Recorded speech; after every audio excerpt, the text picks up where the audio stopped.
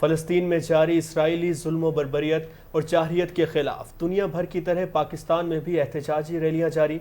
Military accounts housing society में civil society की जानिब से एहतजाजी वाक में बच्चों, बड़ों, तलबा और तालिबात समेत ख़वातीन की शिरकत। इसराइल के खिलाफ शदीद नारेबाजी।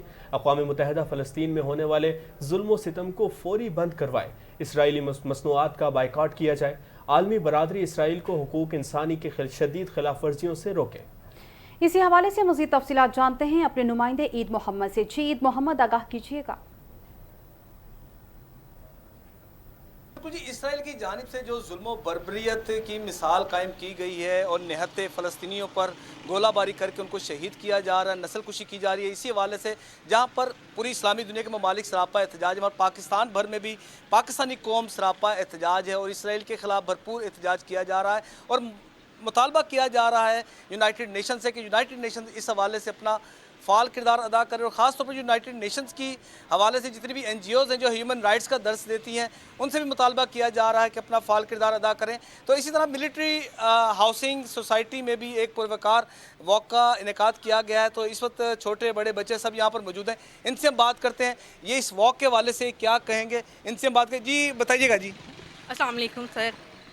आज की वॉक के हवाले से जो फ़लस्तीनियों के हक़ में आपने ये रैली निकाली है, इस पर आप क्या कहेंगे? सर मैं ये कहना चाहती हूँ कि जो हमारे पूरे इस्लामी ममालिक हैं, जो अहले अरब है, वो इस वक्त किधर है। मैं चाहती हूँ कि वो सब इकट्ठे हों, यकजा हों और आवाज़ उठाएं। जो मुजालिम हम फ़लस्तीनी बच्चों के साथ होता देख रहे हैं, उस पर ये सब क्यों खामोश हैं। हम चाहते हैं कि वो UN के सामने जाएं, अपनी तजवीज़ उनके सामने रखें, ये सब क्यों हो रहा है।